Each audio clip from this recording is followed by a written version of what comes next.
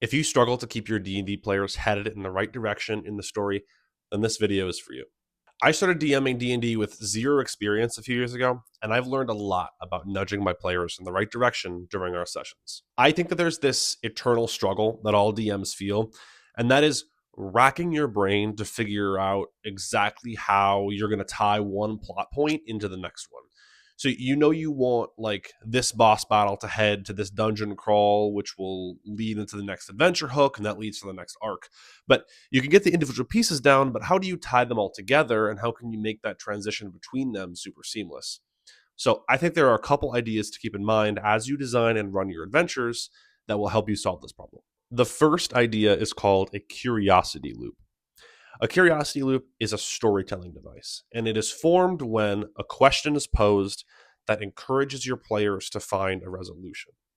Humans have this inherent desire for closure, and we can use that to keep our players hooked into a story.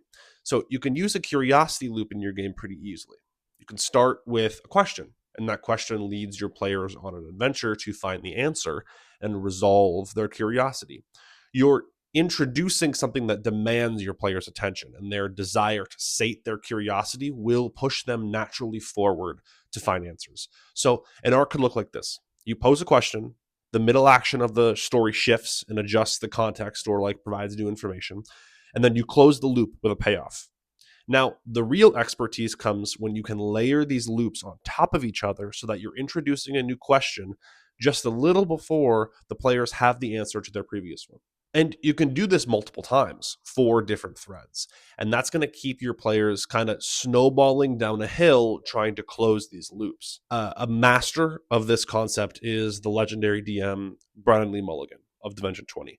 And I think if you watch some of his videos, you watch some of his campaigns, you'll start to notice how he layers these loops like attached to each other, and you'll never be able to unsee it after you see it. So the second idea I want to talk about is the 3-clue rule. This one is pretty straightforward. For every conclusion that you want your players to make, give them 3 clues to make that conclusion. To clarify, this idea doesn't just apply when talking about mystery adventures, right? When we talk about clues, we're really just talking like what are hints towards some sort of revelation you want your players to make. So using the 3-clue rule ensures like robustness. If they miss or like misinterpret one, 2 can still guide them to where you intend them to go. Now, why do we use 3? Besides the obvious answers of like humans love 3s, humans love 3 individual things put together. Your players are also not master detectives themselves. Like they might often miss or misunderstand clues, and adding more than one clue about something never hurts. They add confirmation or backup to something the players might have a hunch on. So when it comes to actually identifying clues, I would really strongly suggest that you be permissive.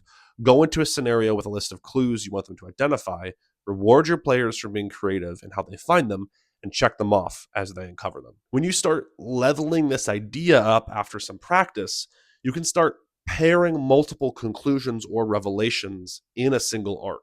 So you'll start getting deeper and deeper as you start revealing many different overlapping clues. As the players get better, you can start pointing them to different conclusions. Pairing these 2 ideas together, you could pair the 3-clue rule with curiosity loops pretty naturally. You can use the clues within your 3-clue rule as the questions in your curiosity loops, and that's going to help guide them to their conclusions. And I think that you're going to find they fit together pretty naturally.